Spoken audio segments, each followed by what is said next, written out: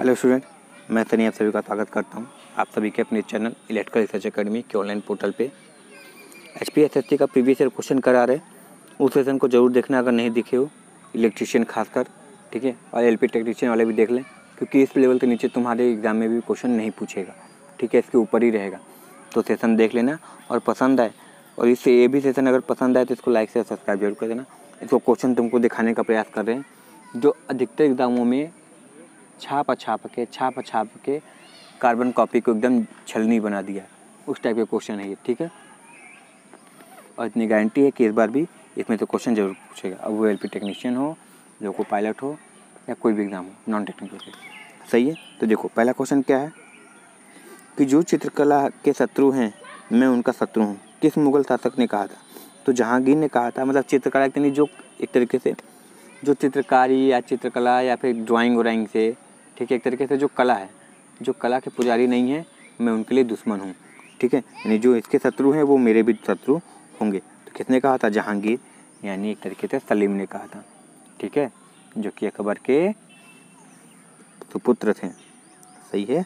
चलो अगला, मेवाड़ से युद्ध और चित्तौड़ की संधि किसके शासनकाल की महत्वपूर्ण उपलब्धि है?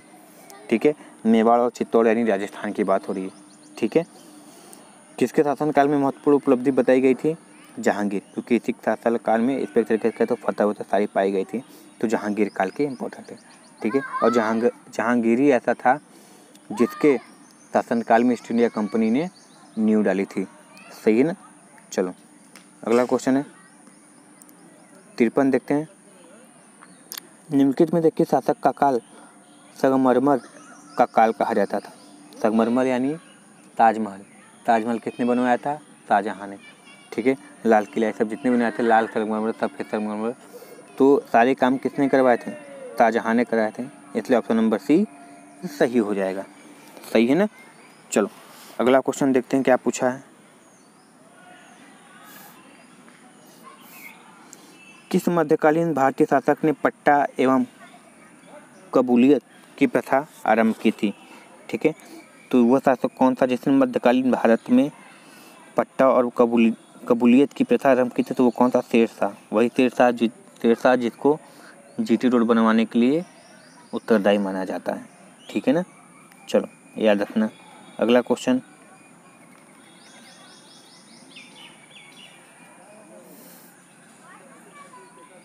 राजपूताना यानी राजस्थान की ही बात हो रही है, समझ जाना। राजपूताना के निम्न राज्यों में से किस एक ने अकबर की संप्रभुता स्वीकार नहीं की थी? तो ये मेवाड़ था जिसने इसकी अकबर की संप्रभुता ने एक तरीके से अकबर के अंडर रहने से मना कर दिया था। वो कौन था? मेवाड़ था। सही है ना। ये सभी जो है आमेर, बीकानेर, मारवाड़, ये सब राजस्थान में पड़ते हैं। चलो अगला देखते हैं। एतामाद उद दौला का मकबरा आगरा में किसने बनवाया? ये तो हमको भी नहीं पता था, ठीक है। तो याद रखना, इसका मकबरा किसने बनवाया था? नूरजहां ने बनवाया था, ठीक है, नूरजहां ने बनवाया था। चलो अगला क्वेश्चन है, हाँ, मुगल काल में निम्नलिखित बंदरगाहों में से किसको बाबुल मक्का कहा जाता था? ठीक है, या फिर बाबुल का मक्का किसे कहा जाता था? तो ये हमारा होता है सूरत का बंदरगाह, ठीक है, सूरत यानी गुजरात, ठीक है। और जो पहले सबसे पहले नींव डाली गई थी वो सूरत के ही बंदरगाह पर डाली गई थी। देखो सूरत के ही किनारे पर क्यों रखी जाती है, या फिर जो किले होते थे वो नदी या समुद्र के किनारे पर इसीलिए बनाए जाते थे क्योंकि वहाँ से जो होता था बिजनेस आसानी से हो सकता था, क्योंकि नाव के माध्यम से ही होता था, समुद्री मार्ग के जरिए। तो इससे क्या होता था, आसानी से वो अपना व्यापार कर सकते थे, इसलिए प्रयोग किया जाता था। सही है। चलो अगला देखते हैं। पानीपत का प्रथम युद्ध कब हुआ था? तो 1526 में तो हुआ था, इतना कन्फर्म था, ठीक है। और 1527 में खानवा का युद्ध हुआ था।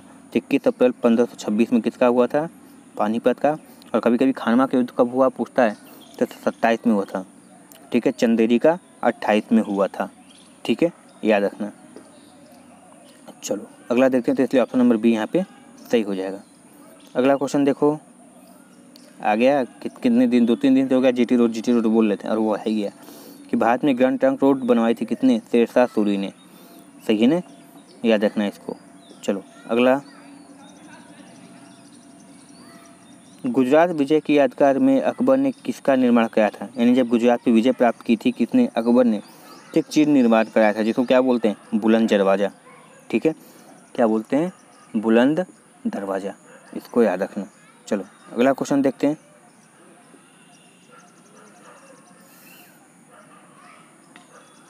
पानीपत की दूसरी लड़ाई निम्नलिखित में से किसके बीच हुई थी। तो सर पानीपत की दूसरी लड़ाई जो हुई थी हमारी अकबर और हेमू के बीच में हुई थी। किसके, अकबर और हेमू के बीच में हुई थी, याद रखना।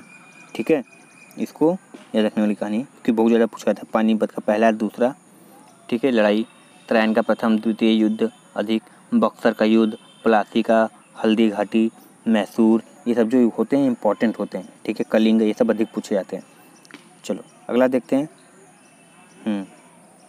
दीन इलाही नामक नया धर्म किसके द्वारा शुरू किया था। तो दीन इलाही तो बहुत ज़्यादा फेवरेट है जी, ये कौन किया था, अकबर। ठीक है, अकबर ने ही दीन इलाही नामक नया धर्म की स्थापना की थी। ठीक है, एक तरीके से अपने आप को राजा समझते थे, मतलब ये कहते थे, क्या बोलते उसको, सबके लिए न्याय का सारे प्रावधान इसमें दीन इलाही में होता था। चलो अगला क्वेश्चन देखो। मुगल प्रशासन व्यवस्था में मनसबदारी प्रणाली को किसने आरंभ किया था। तो ये भी किसने किया था, अकबर।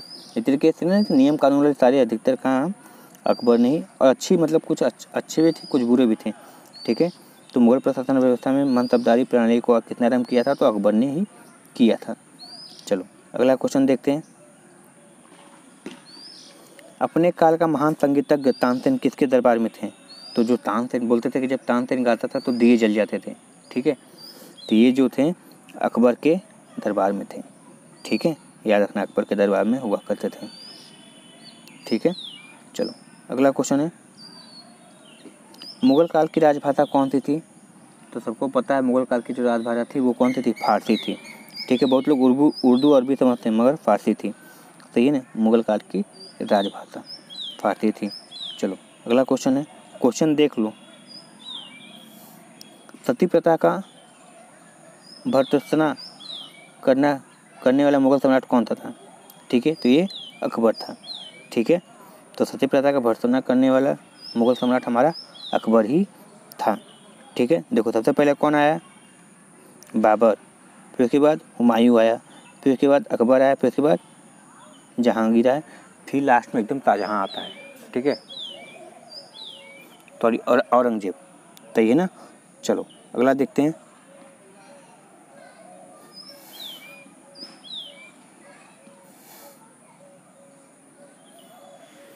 किस युद्ध से भारत की मुगल राज्य की नींव पड़ी, यानी वो कौन सा युद्ध है जिसके बाद भारत में मुगल का ही थोड़ा बहुत नींव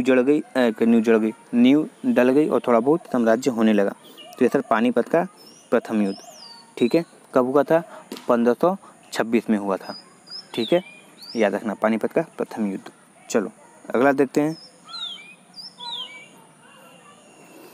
देखो कुछ क्वेश्चन तो जैसे होता था कि हमको नहीं आते थे तो इससे याद हो गए। ठीक है, होप तुमको भी याद होंगे, बस क्वेश्चन देखते रहना। ठीक है ना, 400 से 500 क्वेश्चन कराएंगे और ऐसे कराएंगे कि तुम देखे हो गया, देखते तुम्हारे सेट में जब लगवाते होंगे सर, तुमको देखते होंगे ऑफलाइन सेट में, तो ये सब क्वेश्चन होते होंगे। सही है ना। चलो, निम्नलिखित में से किसने अकबर की जीवन कथा लिखी थी। तो अबुल फजल ने ही लिखी थी। ठीक है, अबुल फजल ने ही अकबर की जीवन कथा लिखी थी। सही है ना, याद रखना। और हुमायूं नामा गुलबदन बेगम। तो ऐसे करके सब लोगों ने एक दूसरे की आत्मकथा लिखी थी। सही है ना। चलो अगला देखते हैं। देखो आ गया ना, हुमायूं नामा किसने लिखी थी। तो हुमायूं नामा ने, जो कि हुमायूं पर रचित थी, हुमायूं के मतलब सारे जीवन काल, कौन थी, गुलबदन बेगम थी। सही है ना। चलो अगला देखते हैं। अकबर ने के शासनकाल में महाभारत का फारसी भाषा में अनुवाद किया गया था, उससे किस नाम से जाना जाता है। तो उसको रज्मनामा किया जाता है। मतलब पूरी महाभारत की कहानी किस में लिख दी गई, फारसी में, तो उसको क्या बोलते हैं, रज्मनामा। ठीक है, जैसे महाभारत का पूरा नाम जय संहिता था, उसी तरह सारी चीज़ें वही थी, सारी कहानी वही थी, सारे पात्र वही थे, मगर फारसी भाषा में लिखी गई थी। ठीक है, उसको क्या बोला गया, रज्मनामा। सही है ना। चलो अगला देखते हैं। अब तुमको तो लगता है कि सर ये सब बहुत ज़्यादा बनाए गए थे क्वेश्चन। अकबर के शासनकाल में भू राजस्व सुधारों के लिए कौन उत्तरदायी था। तो सर ये हमारा कौन था, तोडरमल था।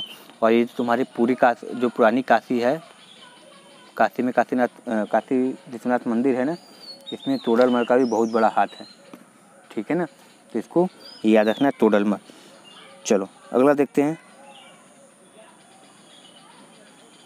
अकबर द्वारा बनाए गए उपासना भवन का क्या नाम था? ठीक है, उपासना भवन एक तरीके से कहें तो जिसमें प्रार्थना उतना करते थे तो उसको क्या बोलते थे? इबादत खाना, क्योंकि इबादत मतलब भी क्या होता है? प्रार्थना करना।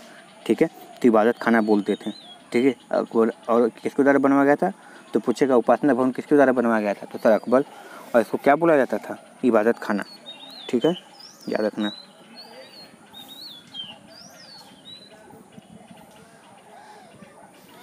किसने मुगल साम्राज्य की राजधानी को आगरा से दिल्ली स्थानांतरित किया? तो ये कौन था? शाहजहां था, जिसने आगरा से कहाँ ले गया? दिल्ली स्थानांतरित किया। ठीक है, और आज भी देखो राजधानी भारत की दिल्ली ही है। ठीक है, मगर बीच में बदले भी थे। सही है ना, तो याद रखना कहाँ चेंज किया गया था? तो सर हमारा आगरा से दिल्ली स्थापित किया गया था। किया किसने? शाहजहां ने किया था। ठीक है,